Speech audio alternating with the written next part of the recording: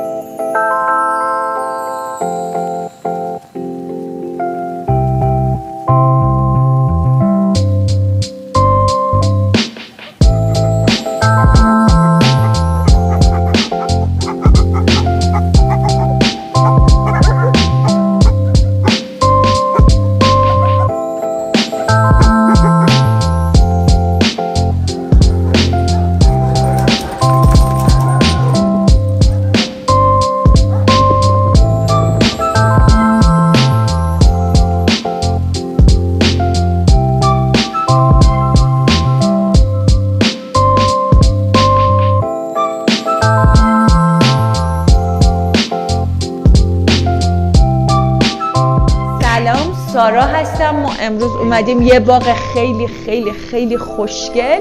میخوام اینجا براتون یه برگر زغالی با یه رسیپی خیلی عالی خیلی عالی، یعنی یه برگری که توی عمرتون نخورده باشین. بریم با هم دیگه شروع کنیم. خب بریم که من راجع به گوشت بهتون توضیح بدم.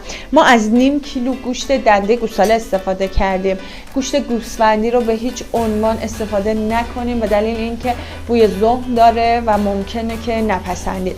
ولی خب اگر دوست دارید میتونید از راسته گوساله بهش اضافه کنید و یا اینی که سردست گوساله هم میتونیم بهش اضافه کنید. ما چون دوست داشتیم گوشتمون جوسی و چرب باشه از دنده گوساله استفاده کردیم. میریم که مواد رو به گوشتمون اضافه کنیم. من خردل رو استفاده میکنم، یه قاشق غذاخوری،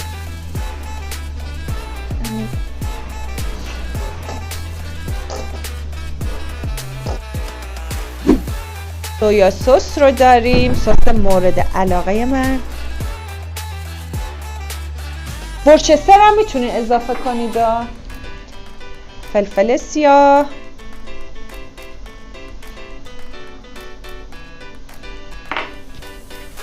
نمک. اگر میخواین طعم دودی داشته باشه برگرتون، من چون اینجا میخوام زغالی درست کنم طعم دود رو به خودش میگیره. اگر میخواین زغالی باشه شما یا از نمک دودی استفاده کنید یا از عصاره دود و یا از باربیکیو، سس باربیکیو. و قسمت جذابش پنیر خامه‌ای.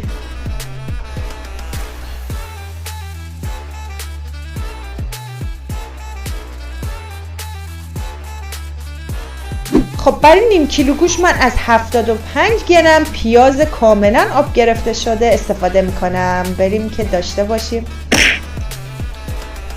خب الان شروع میکنیم حسابی اینو ورزش میدیم اینجوری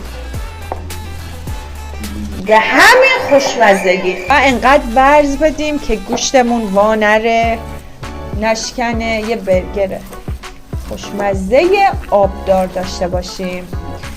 پس تا میتونین مشتمال کنین. حدوداً 10 دقیقه این گوشت رو ورز بدید. خب برگرامون وقتی آماده شد شما حتما برگرتون رو صاف کنید، برگری در بیارید، توی کیسه فریزر بذارید و داخل فریزر بذارید که ادویه ها کاملا به خورد گوشت بره و برگرتون طعمش متفاوت شه. ما الان چون که تایم نداریم مجبوریم که گریل کنیم. خب برگر رو اینجوری کاملا برگریش میکنیم. اگر دستگاه برگر زن هم داریم که چقدر خوب.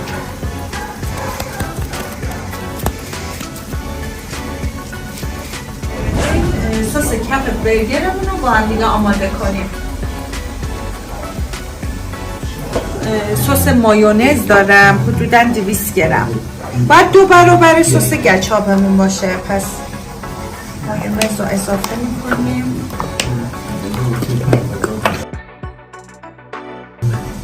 خب این سوسی که من دارم برای کف برگر آماده میکنم یه سس خیلی خوشمزه است، چون که سس کف برگر مثل سس کف پیتزا خیلی توی طعمش تاثیر داره.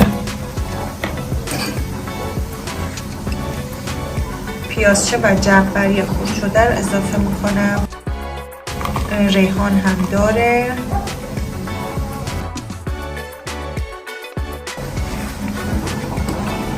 خیارشور رنده شده،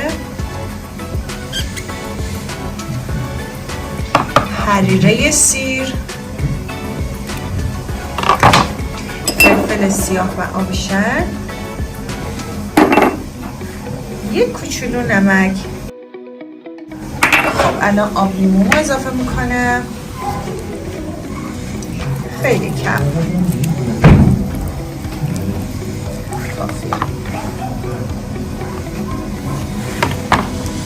خب اینو حسابی همش میزنیم.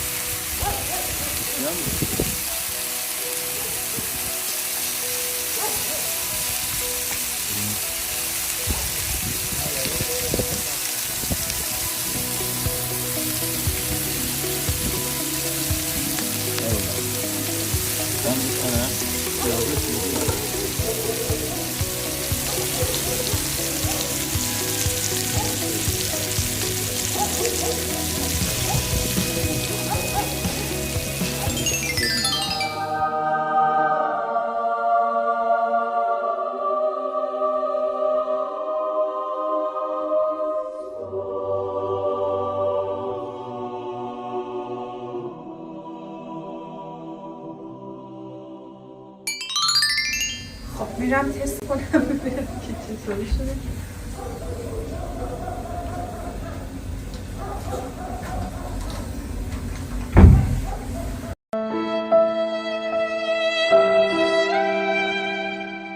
وای برگره فوق‌العاده شده. واقعا میگم عالی بود. بگو دیگه. خب خیلی خیلی خوشمزه شده. حتما کانال ما رو سابسکرایب کنید، لایک کنید.